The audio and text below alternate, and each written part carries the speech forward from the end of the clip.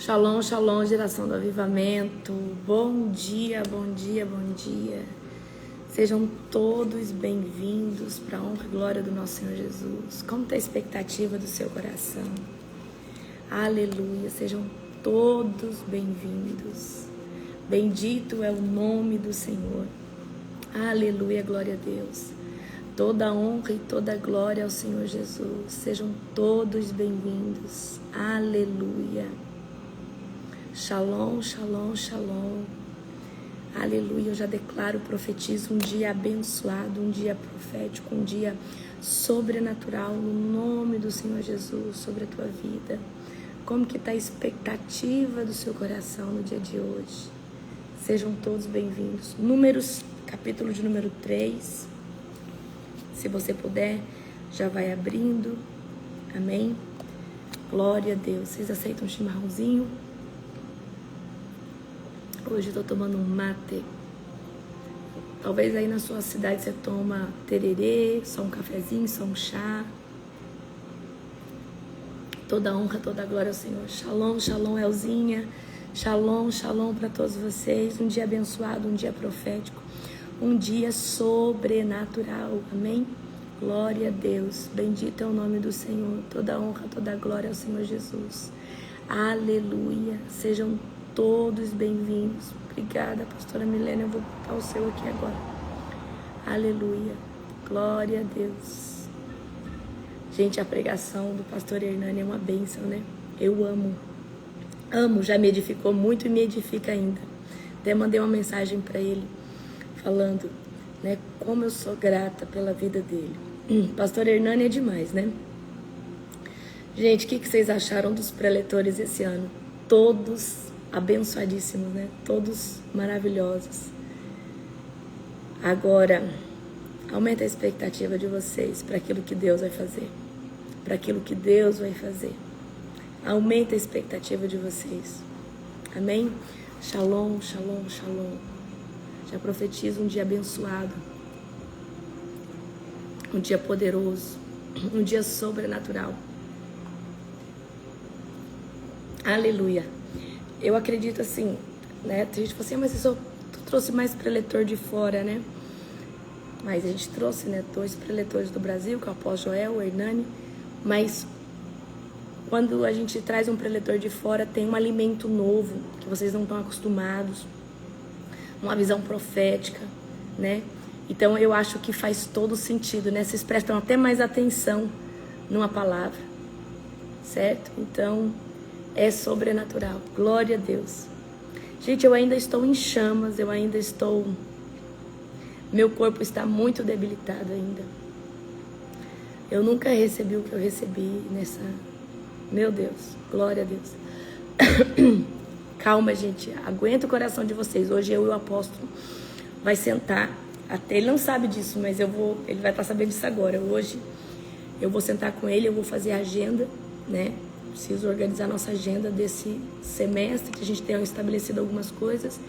E aí a gente vai colocar algumas coisas em pauta, né? Olha, eu só posso falar uma coisa pra você. Parece que vai ter retiro dos jovens, tá? Retiro dos jovens, Ignis. Vai ser extraordinário, sobrenatural. Então, até agora, esse ano, um evento grande, assim, que eu sei que vai ter, é um retiro dos jovens, tá? Vai ser algo, assim, poderoso, né, não, apóstolo? Com certeza. Então, se prepare. Ao vivo. O quê? A pastora Milena tá falando aqui. Estamos sabendo ao vivo. Mas Sim. vai ter sim, gente. Em nome de Jesus. Vai. O Senhor vai preparar uma data, todas as coisas. É. Glória a Deus. A pastora Milena já quer ir. Meu Deus. Eu não sei se, né, jovens até quantos anos? Tem que perguntar pro pastor Júnior. Pastor Júnior, jovens até quantos anos? Porque eu já tô lá também para ir. Vamos orar para nós começarmos? Glória a Deus. Aleluia. Vai ter também o encontro de líderes. A gente pode até também fazer... Isso eu queria fazer na Global, apóstolo. É? Eu queria fazer na Matriz. Tá. Em nome de Jesus. Amém. Então vamos orar. Feche os seus olhos. Querido Deus e Pai Todo-Poderoso, Nós te glorificamos, Pai, por esse dia. Abençoe, Pai, nossa casa, nossas famílias. Abençoe, Senhor Deus, essa semana que está se iniciando. Pai, esteja conosco, Senhor Deus, nesse devocional. Traz a tua revelação perfeita. Fala conosco, Pai, de forma poderosa, profética. Pai, nós te louvamos, nós te glorificamos. Pai, nós te exaltamos, Pai, nesse dia extraordinário. Toda a honra, toda a glória, todo o poder ao Senhor Jesus, Pai. Obrigada, Deus, por mais um dia que se inicia. E nós estamos aqui vivos, Pai, clamando, orando, te buscando. Pai, que o Senhor, Pai, venha, Pai, nos visitar todas as madrugadas, todos os dias, quando nós chamamos o Teu nome. Te louvamos, te agradecemos. Fala conosco, Pai, no devocional de hoje, em nome de Jesus. Amém. Glória a Deus. Aleluia. Abram comigo em Números, capítulo de número 3. Que aqui diz, nomeação dos levitas para o serviço. Glória a Deus. Esta é a descendência de Arão e de Moisés, registrada quando o Senhor falou a Moisés no Monte Sinai. Os nomes dos filhos de Arão eram Nadab e o mais velho Abiú, Eleazar e Itamar. Esses filhos de Arão foram ungidos e consagrados para serviço sacerdotal. Nadab e Abiú, porém, morreram na presença do Senhor, no deserto do Sinai, quando trouxeram fogo estranho diante do Senhor. Como não tinha filhos, restaram somente Eleazar e Itamar, para servir como sacerdotes juntos com o pai, Arão. Então o Senhor disse a Moisés, chame à frente os membros da tribo de Levi e apresente-os ao sacerdote Arão para serem seus assistentes. E eles servirão a Arão e a todo o povo no desempenho das funções da tenda do encontro e no serviço do tabernáculo. Cuidarão de todos os utensílios da tenda do encontro e servirão no tabernáculo com representantes dos israelitas. Nomeie os levitas como assistentes de Arão e seus filhos, pois, dentre todos os israelitas. Eles foram designados para esse propósito. Encarregue Arão e seus filhos de realizarem funções do serviço sacerdotal. Qualquer pessoa não autorizada que se aproximar do santuário será executada. O Senhor também disse a Moisés, veja, escolhi os levitas entre os israelitas como substitutos de todos os filhos mais velhos de Israel. Os levitas me pertencem, pois todos os filhos mais velhos são meus. No dia em que feri mortalmente todos os filhos mais velhos dos egípcios, consagrei para mim todos os filhos mais velhos de Israel e todos os machos das primeiras crias dos animais. Eles são os meus, eu sou o Senhor. O Senhor falou ainda a Moisés no deserto do Sinai. Registre os nomes dos membros da tribo de Levi por famílias e clãs. Faça uma lista de todos os indivíduos do sexo masculino de 1 mês de idade para cima. Moisés fez a lista conforme o Senhor havia ordenado. Levi teve 3 filhos, Gerson, Coate e Merari. Gerson, Coate e Merari. Daí, queridos, vai sair 3 clãs, gersonitas, coatitas e meraritas. E vocês precisam saber essas 3 descendências de levitas, que são muito importantes. Os clãs de Gerson receberam os nomes de seus descendentes, Libni e Simei. E os clãs de Coate receberam os nomes de seus descendentes, Arão, Anrão, Izar, Hebron e Uziel. E os clãs de Merari receberam os nomes de seus descendentes, Mali e Muzi. Esses foram os clãs registrados de acordo com os grupos de suas famílias. Os descendentes de Gerson eram constituídos dos clãs de Libni e Simei. Nos clãs gersonitas havia 7.500 indivíduos do sexo masculino, de 1 mês de idade para cima. A área designada para o seu acampamento ficava ao lado leste, atrás do tabernáculo. Então, os gersonitas, eles ficavam atrás do tabernáculo. O líder dos clãs gersonitas era Eliasaf, filho de Lael. Os 2 clãs eram encarregados de cuidar das seguintes partes da tenda do encontro: a tenda com sua cobertura, a cortina e a entrada da tenda, as cortinas do pátio e ao redor do tabernáculo e do altar, a cortina da entrada do pátio e as cortinas de todos os objetos relacionados ao seu uso. Os descendentes de Coate eram constituídos clãs de Anrão, Izar, Hebron e Uziel. Nos clãs coatitas havia 8.600 indivíduos do sexo masculino, de 1 mês de idade para cima. Eram encarregados de cuidar do santuário, e a área designada para o seu acampamento ficava no lado sul do tabernáculo. Eu quero que vocês prestem atenção que nas outras tribos, eles faziam uma contagem do sexo masculino de 20 anos para cima. Mas aqui nós estamos falando da tribo de Levi, dos levitas, que se dividem em gersonitas, coatitas e meranitas. Aqui, a partir de 1 mês de idade, já fazia a contagem do censo, tá? É um detalhe que eu quero que vocês prestem atenção. O líder dos clãs dos coatitas, Elisafã, filho de Uziel, eram encarregados de cuidar da arca, da mesa, candelabro e dos 2 altares. Então, os coatitas estavam, olha o que eles cuidavam, né, em si do santuário. Eram encarregados de cuidar da arca, da mesa, do candelabro, dos altares e dos diversos utensílios do santuário, da cortina interna e de todos os objetos relacionados ao seu uso. Eleazar, filho do sacerdote Arão, era o líder principal de todos os levitas, responsável pela supervisão do santuário. Então aqui os coatitas eram aqueles que cuidavam das coisas mais importantes ali, a arca, utensílios e todas essas coisas. Os descendentes de Merari eram constituídos dos clãs de Mali e Muzi. Nos clãs meraritas havia 6.200 indivíduos do sexo masculino, de 1 mês de idade para cima. A área designada para o seu acampamento ficava do lado norte do tabernáculo. Líder dos clãs meraritas era Zuriel e o filho de Abiail. Os meraritas eram encarregados de cuidar das armações que sustentavam o tabernáculo, além dos travessões, das colunas, das bases, de todos os objetos relacionados ao uso. Também eram responsáveis pelas colunas do pátio e por todas as suas bases e estacas. A área da frente do tabernáculo, da direção ao nascer do sol e do lado leste da tenda do encontro, era reservada para Moisés, Arão e os seus filhos, os responsáveis finais pelo santuário em favor do povo de Israel.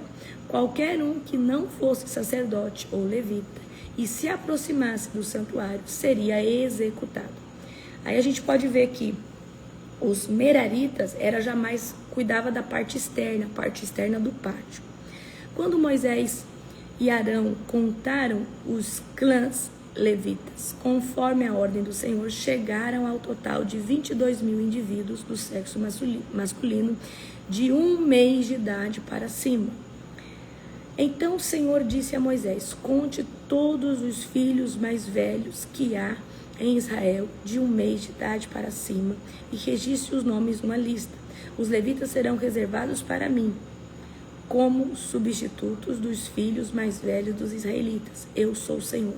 Os animais dos levitas serão reservados para mim, como substitutos dos machos, das primeiras crias e dos animais e de todo o povo de Israel. Moisés contou os filhos mais velhos dos israelitas, exatamente conforme o Senhor havia ordenado.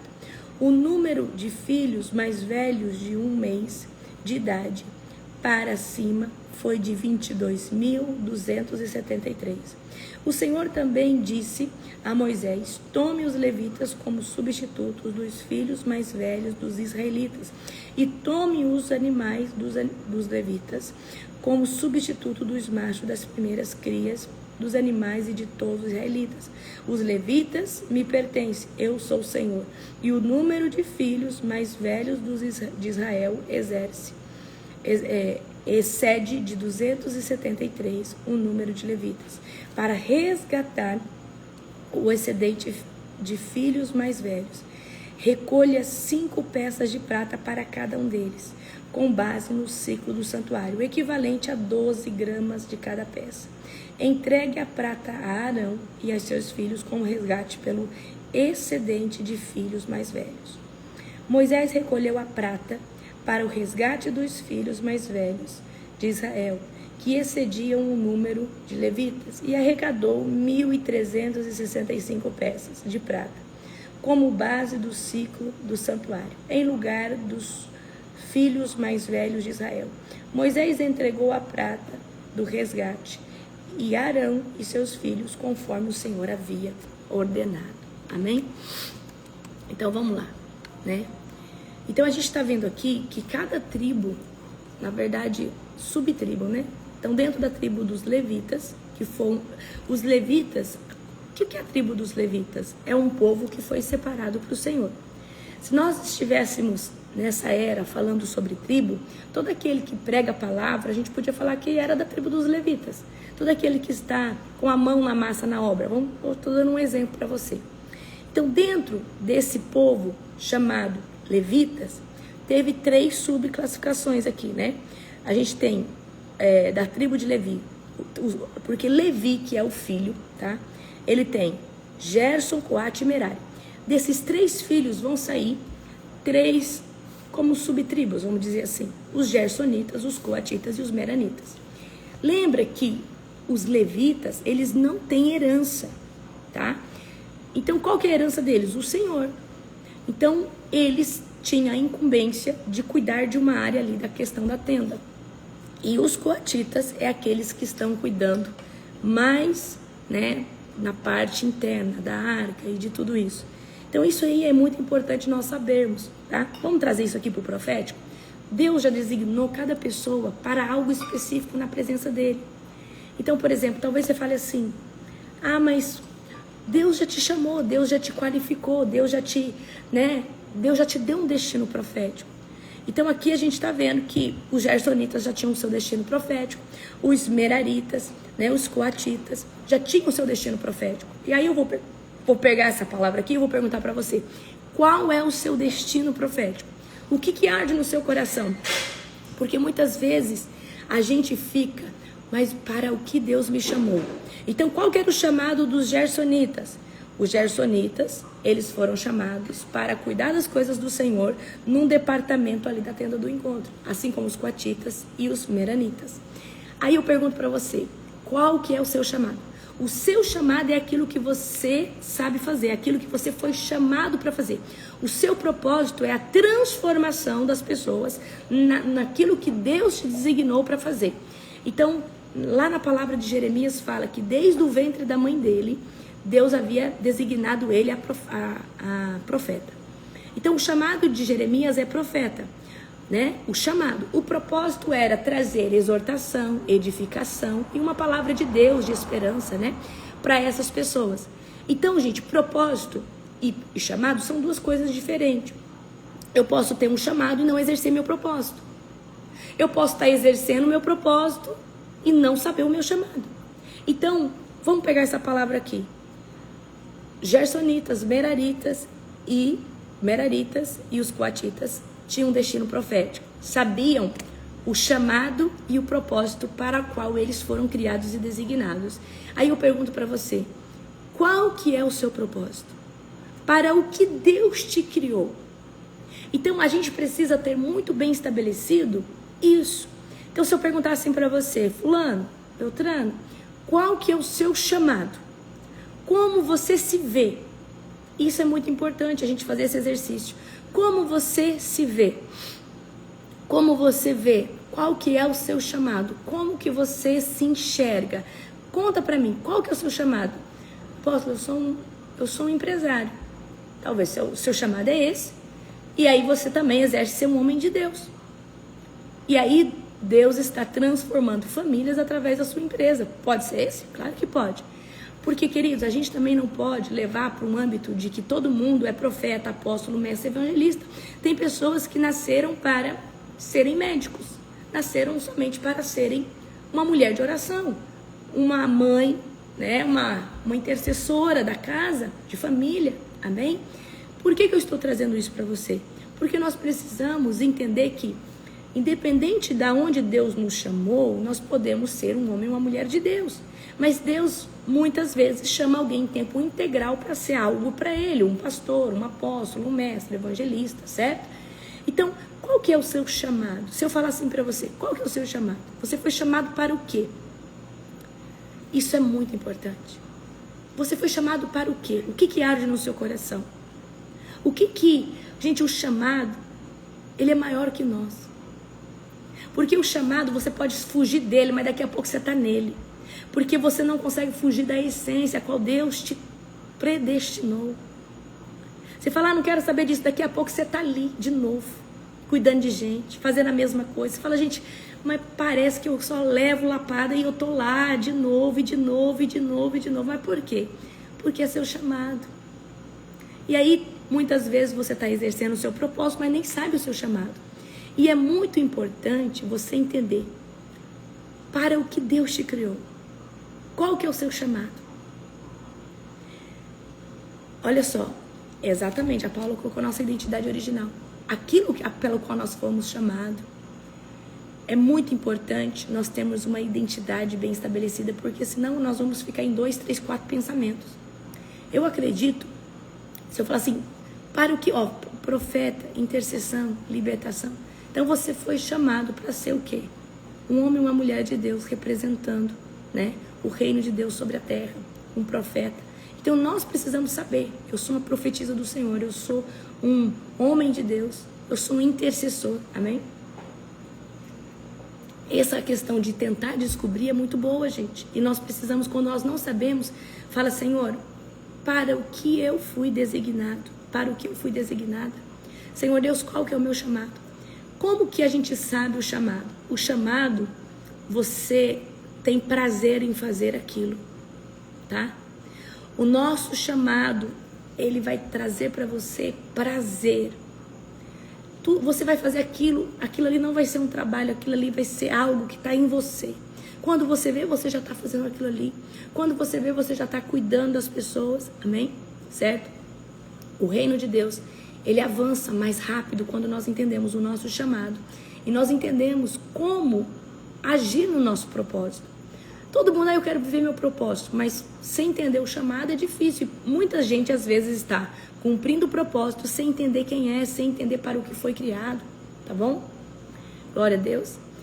Então, Deus, nessa caminhada, nessa jornada de nós, né, colocarmos em prática o nosso propósito, o nosso chamado, Deus vai querer de nós a nossa melhor versão.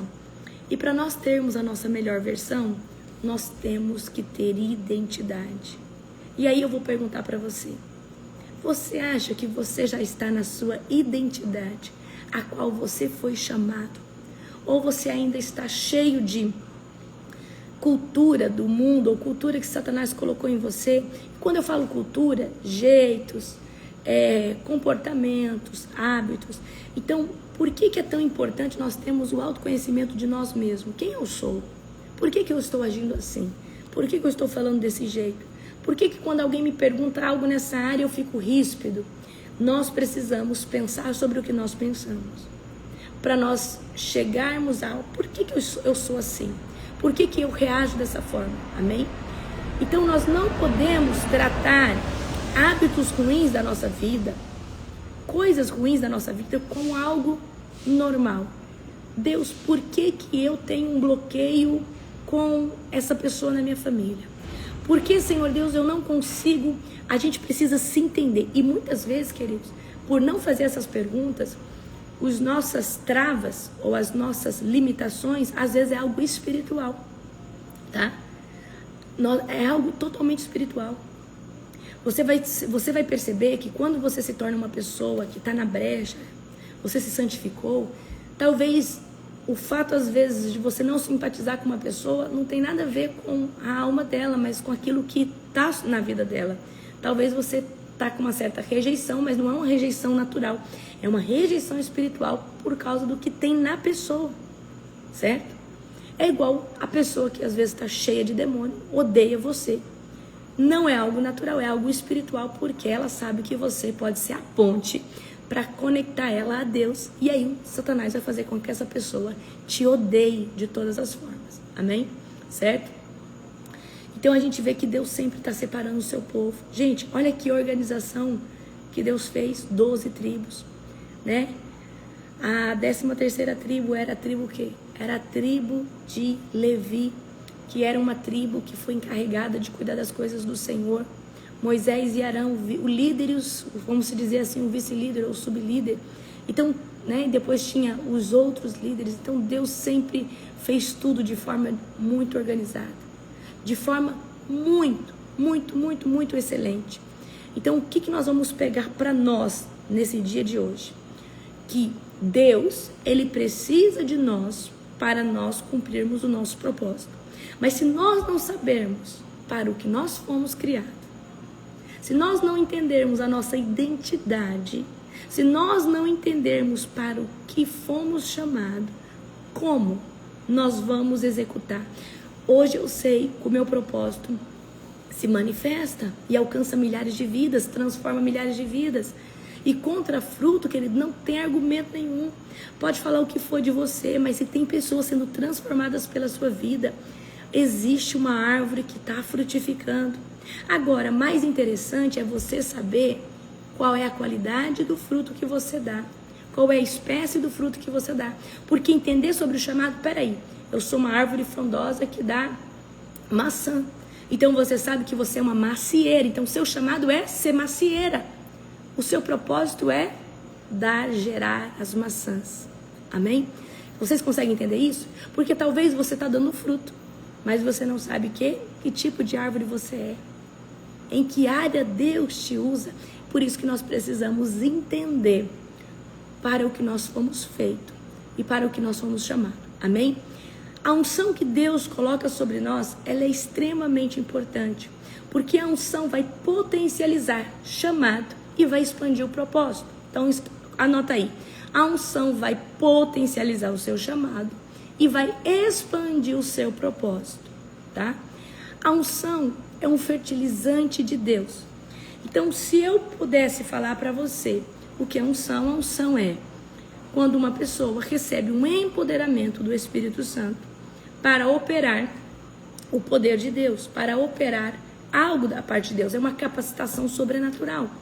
Então a unção é muito importante dentro do nosso chamado, independente de que esfera ou de que área seja, ok? Vamos abrir comigo aqui agora, tá? A unção, deixa eu ver aqui. Só um pouquinho.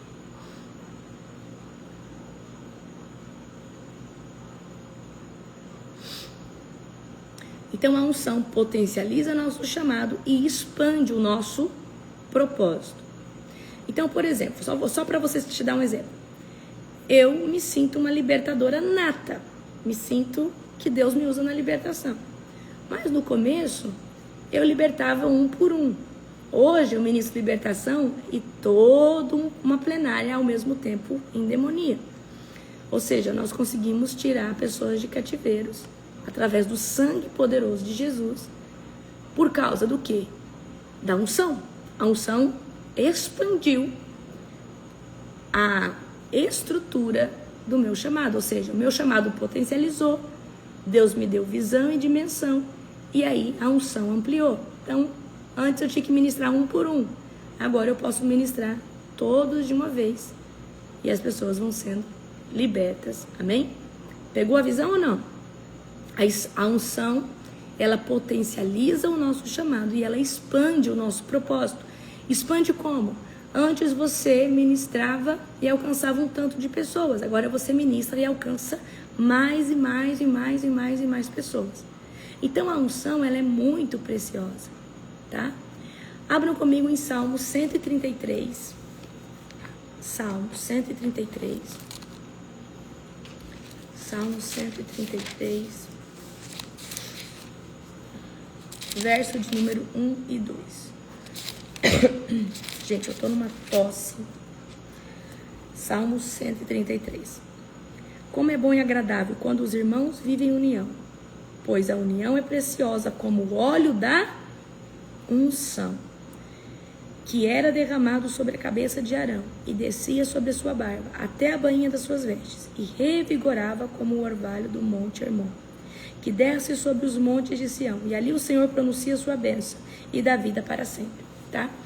Então aqui está falando de um óleo que é derramado.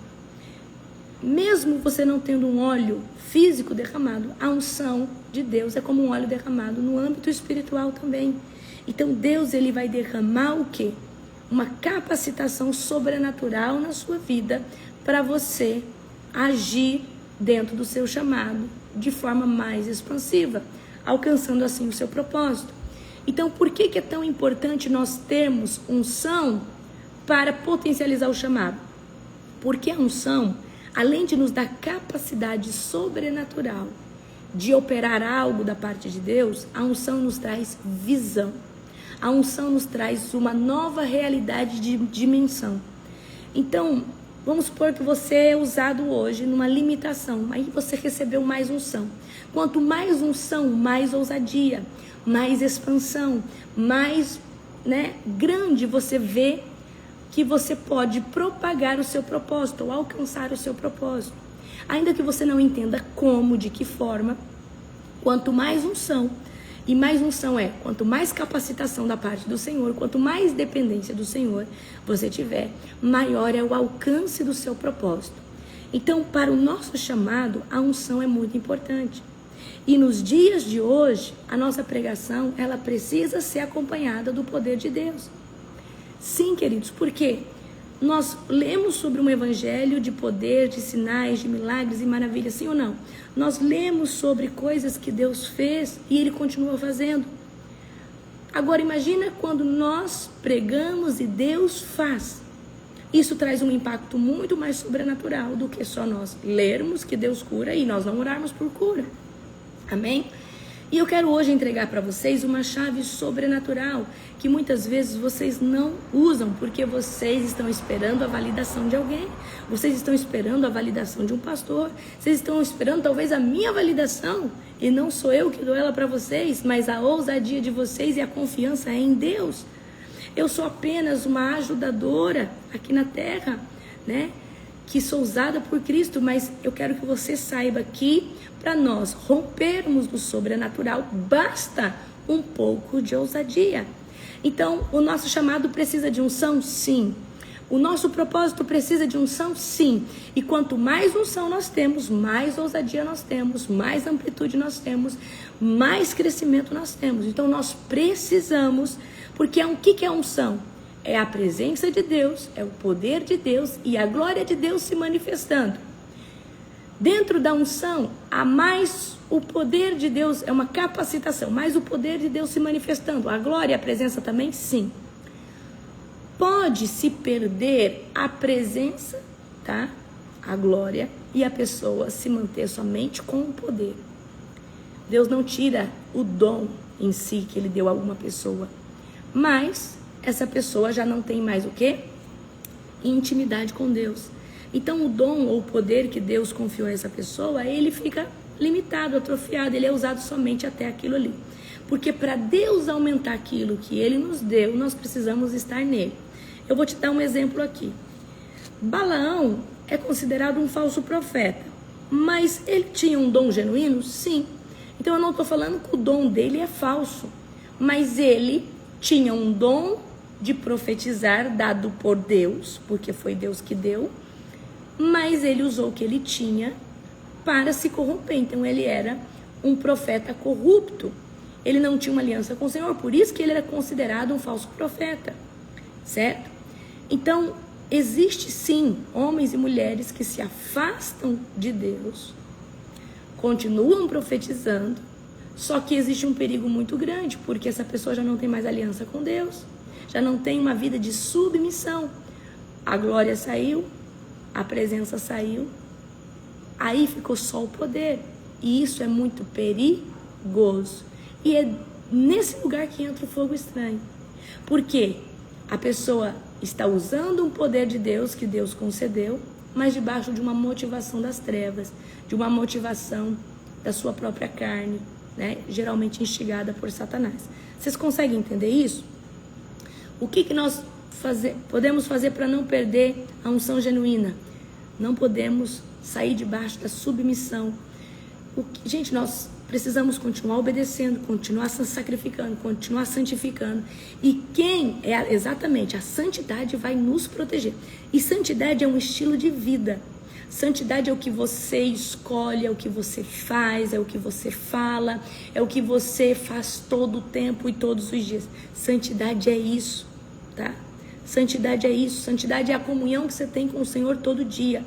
É isso que, gente, Sansão foi uma pessoa suicida.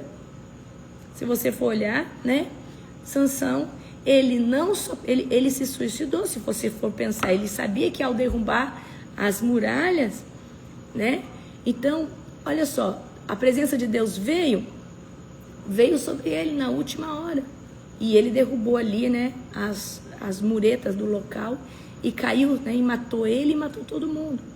Então, Sansão, ele tinha o poder de Deus, de uma força descomunal, mas o que aconteceu?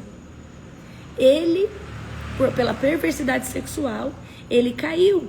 Aí a gente vai ver que mesmo ele estando com Dalila, ele ainda tinha força. Ele ainda tinha força. Só que quando Dalila vai no ponto, que é onde era o voto nazireu dele, cabelo, tá? Quando Dalila vai na fonte, ele perde, tá? Ele perde as suas forças. Então a gente tem um exemplo aí de alguém que tinha o poder de Deus, mas não tinha a presença. Por quê? Quando nós temos a presença de Deus, nós somos confrontados. O Espírito Santo dá bicuda na gente. Um termo de falar, né? Mas o Espírito Santo, gente, ele nos pega, ele fala, por que você falou isso? Vai lá pedir perdão. Então, nós precisamos ter o Espírito Santo conosco para nos corrigir, para nos exortar, para falar conosco. Isso, queridos, é extremamente importante. Então, a unção é uma capacitação sobrenatural de Deus para o nosso chamado e para expandir o nosso propósito. Então, quanto mais unção, mais o meu chamado é potencializado e mais expansivo é o meu propósito. Amém? Eu levo um beliscão. Ó, gostei dessa. Amém? Eu levo um beliscão. Eu levo um... Às vezes, gente, o Espírito Santo ministra na gente, é pior que um pastor fazendo, né? Às vezes fazendo um culto de exortação. Porque o Espírito Santo, ele vai na ferida, ele põe o dedo na ferida, ele fala, por que você está fazendo isso? Por que você está se comportando dessa forma? Por que você está fazendo desse jeito? Amém? Então, olha só, o que é importante nós entendermos aqui? A unção é preciosa, tá? Mas a unção sem a presença de Deus e sem a glória dele é só o poder. E o poder, queridos, pode realizar um feito grandioso, mas é a presença que convence. Então, por exemplo, quando nós temos um ministério e nós evangelizamos, quem vai lá ruminar e fazer o resto da obra? O Espírito Santo de Deus. E nós precisamos da presença do Espírito Santo se movendo, né, todo o tempo. Então, o seu chamado precisa de unção e o seu propósito também. Então, quanto mais unção no seu chamado, mais potente é o seu chamado. Então, quanto mais unção tem sobre a sua vida, mais expansão vai ter o seu propósito. Quanto mais unção o Senhor está derramando em você, mais expansão você vai ter, ok? Mas nós precisamos entender, para que Deus confie em nós, uma unção que ainda Ele não confiou em ninguém sobre a terra, ou que Ele deu a poucos na terra, nós precisamos da estrutura, amém? E eu quero trazer algo aqui para você. A estrutura emocional, ela é primordial. Por quê? O seu maior inimigo é Satanás tentando mentir sobre a sua identidade, tentando mentir sobre o que você consegue e o que você não consegue fazer. Então, só para você ter noção aonde eu quero chegar. Você pode manifestar um evangelho sobrenatural, você pode fazer uma pregação sobrenatural, mas se você tem o campo emocional ferido, doente, o diabo ele sempre vai falar que você não é capaz, que com você não vai acontecer. Então, o campo emocional é algo que tem que estar blindado. E vocês precisam aprender a blindar as coisas que as pessoas contam para você, quem conversa com você, e esse tipo de coisa, porque, gente, isso é extremamente importante. Amém? Então, por exemplo, vou dar só um exemplo para você. Vamos supor que você tem um grupo de mulheres, tem sua igreja, tem sua célula. E aí você falou assim, olha, hoje eu vou ministrar curas físicas. Então, como que você deve, qual que é a sua atitude de chegar nesse culto? Gente, boa noite, shalom. Hoje, Jesus vai curar vocês aqui. Eu não sei qual enfermidade chegou aqui hoje, mas hoje toda enfermidade que veio não se sustenta mais nesse lugar, porque Jesus vai curar. Quando você faz um decreto como esse, você precisa crer. Você precisa entender que Jesus pode usar a sua vida ou de qualquer outra pessoa para executar cura naquele ambiente. Então, eu estou tentando ensinar vocês que nós precisamos ter uma identidade para manifestar o quê? Manifestar o mover sobrenatural do Senhor. Gente, hoje Deus vai fazer uma ativação profética aqui, né? Então hoje nós vamos fazer aqui um ato profético. E a partir desse ato profético, a sua vida nessa área vai ser destravada. Então você precisa crer. Você precisa crer que Deus vai fazer aquilo ali, não por você. Não pelas pessoas, a fé das pessoas, mas Deus vai fazer porque o nome dele é suficiente para fazer.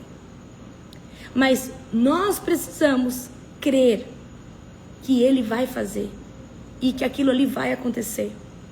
Então, quando nós vamos ministrar um culto de libertação, você já começa orando, Deus hoje liberta aqui todas as pessoas. Eu já profetizo que todas as pessoas vão sair de todos os cativeiros emocionais, mentais, espirituais, intelectuais. Então nós precisamos ter identidade, porque senão, você sabe o que o diabo vai falar? Não, isso aí não vai acontecer, você não vai conseguir ser curado, isso não vai dar certo, isso, aquilo outro. Porque o diabo ele vai tentar minar a sua cabeça contra o quê? Contra os seus pensamentos, contra naquilo que você crê. Então o que você vai fazer? Você precisa entender o que Deus quer fazer e você precisa manifestar um culto sobrenatural, manifestar a vontade de Deus.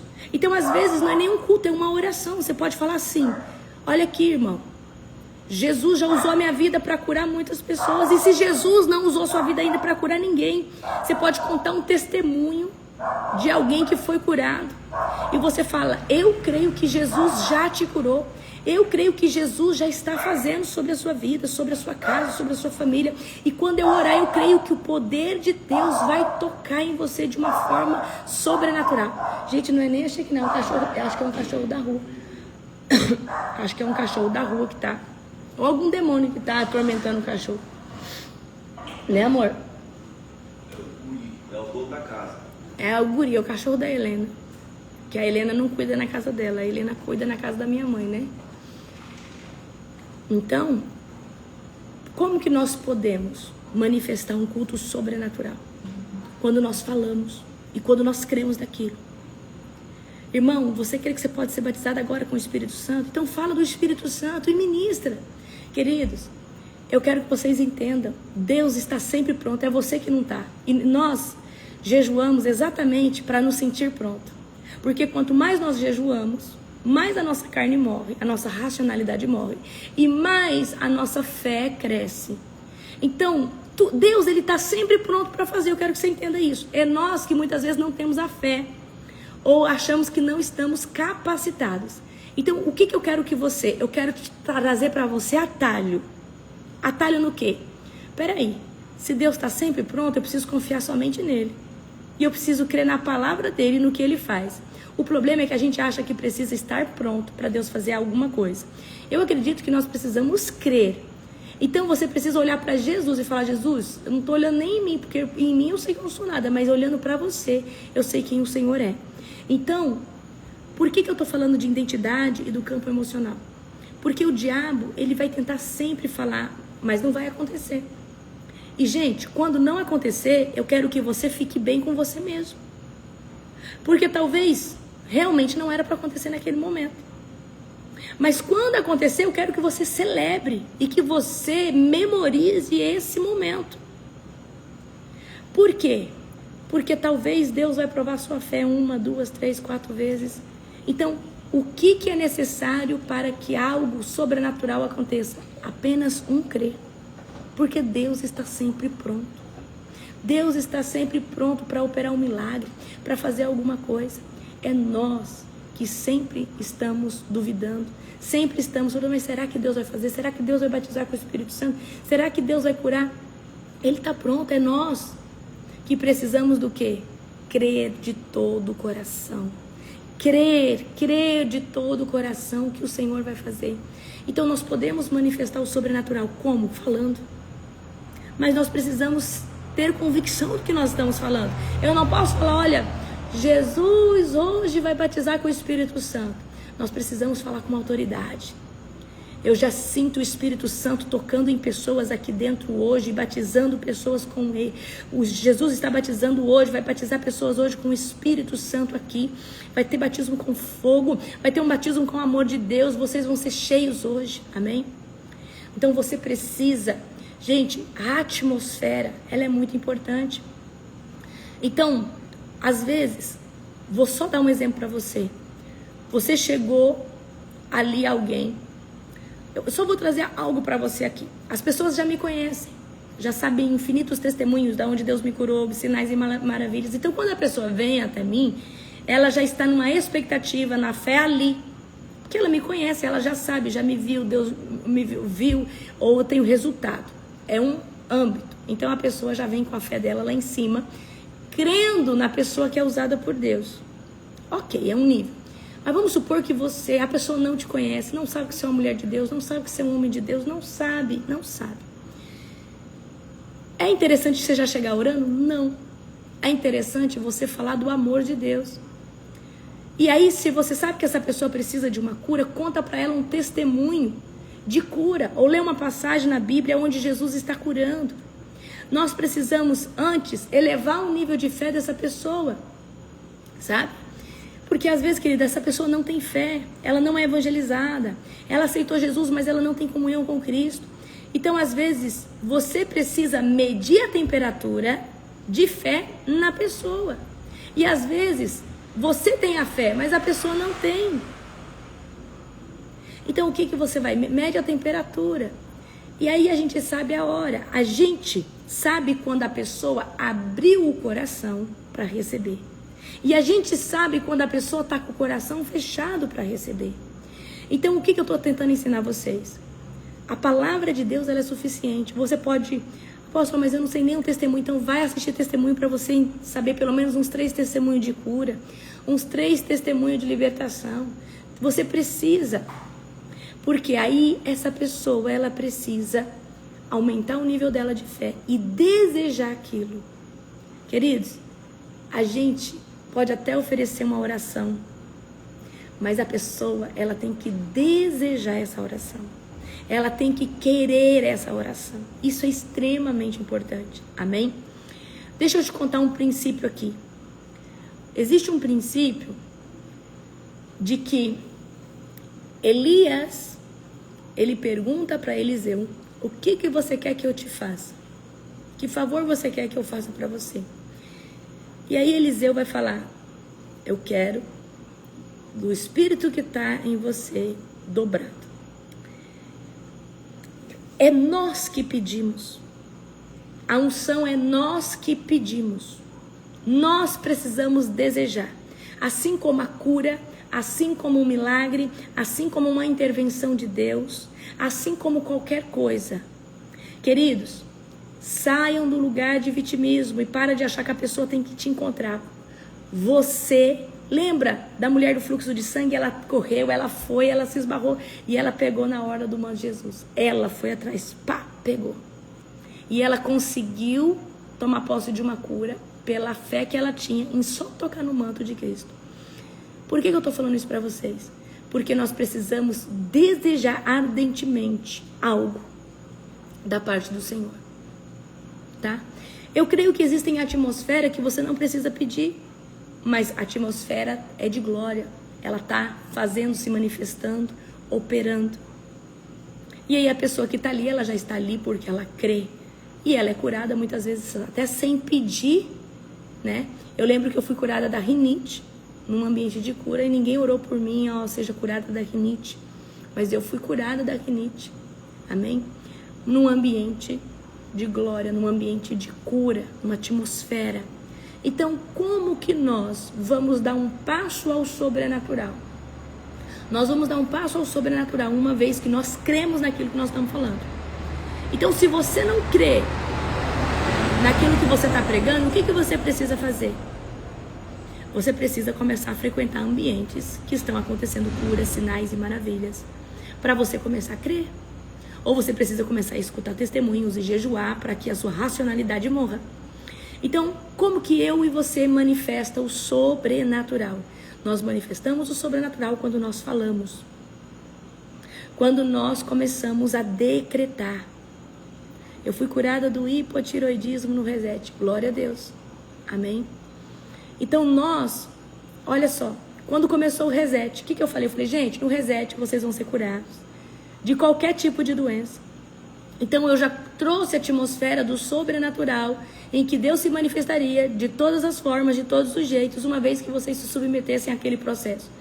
E o processo do Reset é curas, libertação, ativação da identidade. Porque muitos estão doentes por causa de uma inflamação que está na alma e não no corpo.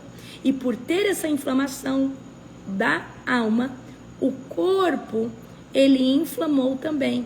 Porque imagina, um corpo, tá? Um corpo que está toda hora sendo machucado por um sentimento, por uma emoção da alma, ele vai ter câncer, ele vai ter uma inflamação, vai acontecer alguma coisa.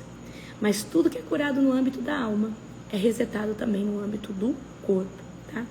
Então, nesses dias, eu quero que você fale, Jesus, me traga a identidade de quem eu sou em você. E queridos, a nossa maior identidade, eu sei que nós temos uma identidade do seu pai e da sua mãe, cultural. Talvez você é como eu sou paranaense, então eu tomo chimarrão, né? Eu gosto de comer pinhão, vamos lá. O que é identidade cultural? Identidade cultural é da onde você nasceu. Então, por exemplo, talvez você é do Nordeste, você come cuscuz, você gosta de vatapá, essas coisas. A gente é paranaense, eu gosto de comer pinhão assado, eu tomo chimarrão, né? O que mais, amor, que o paranaense faz, certo? Torresmo. Paranaense come muito torresmo, virado de feijão. Então, essa é um tipo de identidade cultural, de hábitos, comida, jeito de falar. Sim ou não? Agora, existe uma identidade que Deus estabeleceu para mim e para você, que é a identidade dele no reino, em quem você é no reino. Mas para nós assumirmos essa identidade, a capa a qual Satanás tentou colocar em nós, que é hábitos, pecados, coisas que nos levam, né, a ter prejuízo, elas precisam morrer. Uma vez que nós aceitamos Jesus como único e suficiente Salvador, nós precisamos o quê? Tomar a cruz, negar nós mesmos. Então vamos supor que você aprendeu a fumar com amigos ou com família, você foi inclinado para jogo porque sua família joga, mas uma vez que você está em Cristo, essas coisas têm que morrer para você assumir a sua identidade em Cristo, de quem de fato você é.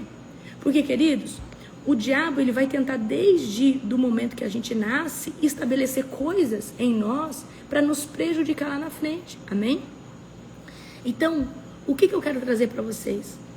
A sua maior preocupação tem que ser estar posicionado em Cristo e primeiramente ter a identidade, tá? Você precisa ter uma identidade bem estabelecida. Porque, queridos, pessoas que não têm sua identidade estabelecida, quando o diabo vem, ele vem para te levar de volta para um cativeiro que talvez você já saiu. Mas se ele consegue te voltar para o cativeiro, de fato o cativeiro ainda não foi quebrado. Você pode ter saído, você sai, você tá igual aquelas pessoas que, como que fala, amor? Que é preso ao domicílio. Você anda, você até parece que tem uma liberdade, mas quando Satanás quer, ele vai lá e te prende de volta no cativeiro. Então eu vou falar algo para você.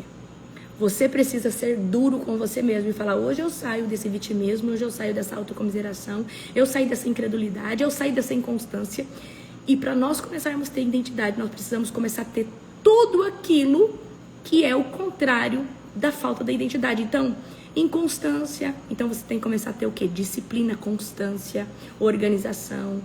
né? Você não sabe o que você quer, então você precisa começar a eliminar as coisas da sua vida que estão roubando o seu tempo e começar a prestar atenção. Peraí, o que de fato Deus quer fazer na minha vida? Então, se eu ainda não sei o que eu quero, eu vou eliminar as coisas que estão roubando o meu tempo, ok? Queridos, se nós não tivermos a identidade bem estabelecida, em vão nós vamos buscar Deus. Por quê? Aí você sabe o chamado, você sabe até o propósito, mas você não consegue exercer. Por quê? Por falta de identidade. Não tem como você ter identidade, ferido, machucado, com ferida de rejeição, de orfandade, de luto, ferida disso, ferida daquilo outro, ferida da infância. Nós precisamos ser bem resolvidos e fazer as pazes com cada uma dessas áreas da nossa vida. Quando vocês passaram pelo reset, nós não tivemos lá a criança, a infância, ferida da infância, ferida paterna, ferida materna, ferida com Deus Pai. Então, nós temos que resolver todas as nossas pendências em alguma área da nossa vida. Porque senão, queridos, essa área que você tem uma ferida, ela está bloqueando talvez sua área sentimental, sua área intelectual, sua área talvez de fala, sua área talvez de aprendizagem. É simples assim. Por exemplo, feridas da humilhação bloqueiam uma área de aprendizagem, porque você foi humilhado na escola, foi humilhado, passou uma vergonha em algum local. Aí você vive bloqueado, não consegue, estuda, não consegue aprender nada. Então, às vezes, é uma ferida de humilhação. Você passou uma vergonha, né? Porque você estava estudando, você estava lendo, alguém chamou sua atenção. E assim acontece. Então, o que eu estou tentando trazer para vocês? A unção é necessária no nosso chamado e no nosso propósito. Muito. E ela vai potencializar chamado e expandir propósito. Mas, se nós não tivermos identidade, nós não conseguimos sair do marco zero. E identidade é algo que nós precisamos ter. A nossa identidade é em Cristo. E, queridos, eu quero que vocês comecem a pensar sobre o que vocês pensam. E a observar, lembra que eu falei para vocês ontem? De sentar numa mesa e só falar de você, eu, isso, eu, aquilo. Então tem muito ego aí ainda dentro. Então você senta numa mesa e você tem que falar e você tem que escutar, mas de fato, o meu conselho é que você escute mais do que você fale. Quando for falar, que a sua boca seja remédio, que a sua boca seja bálsamo, que você venha falar uma palavra da parte do grande eu sou. Porque quem fala demais dá bom dia a cavalo, isso é um ditado. Porque às vezes a sua alma tem muito ego, tem muita vaidade, tem muito isso, tem muito aquilo. Amém?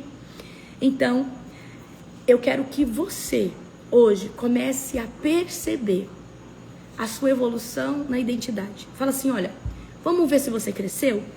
Há 6 meses atrás, você falaria o que você fala hoje? Não, olha, eu evoluí, eu cresci. Há 1 ano atrás eu era uma pessoa medíocre. Há 2 anos atrás, meu Deus, eu era uma pessoa cega. Então você está crescendo. Só que tem como você acelerar mais, tem como você crescer mais. Mas para você crescer na identidade, você tem que se observar. Você tem que pensar sobre o que você pensa. E, gente, eu creio que nós não podemos deixar pensamentos serem colocados na nossa mente e a gente deixar passar batido. Então, se você teve um pensamento que você sabe que ele não condiz com a sua identidade, o que você fala? Fala, Senhor, eu quero expor agora um pensamento que eu tive. E eu não quero mais pensar dessa forma, porque eu sou uma mulher de Deus. Então, eu levo cativo em Cristo esse pensamento, porque ele não pode estar na minha mente. E eu quebro hoje todo pensamento que pode se tornar um hábito, que pode se tornar uma ação minha, eu cancelo ele agora pelo sangue de Jesus. Então é dessa forma que a gente vai sendo transformado de glória em glória. Nós precisamos aprender a sondar o nosso coração, a escutar a voz do Espírito Santo. E o Espírito Santo, ele é o nosso melhor professor nessa jornada. Porque ele vai, toda vez que o Espírito Santo te fizer uma pergunta, é porque ele quer te corrigir. Porque o Espírito Santo, ele não vai fazer uma pergunta para você se ele não quiser te exortar. Amém? A não ser que ele queira te mostrar uma revelação também de algo. Mas na maioria das vezes o Espírito Santo nos faz uma pergunta porque ele quer nos confrontar. Amém? Glória a Jesus. Então, queridos, é sobre isso o nosso devocional de hoje. Eu quero que você compartilhe essa live com pelo menos 50 pessoas que precisam escutar sobre essa parte emocional que precisa evoluir. Amém? Eu quero profetizar uma semana abençoada, estrondosa, sobrenatural, cheia de bênção e do poder de Deus. Beijo, beijo, amo vocês.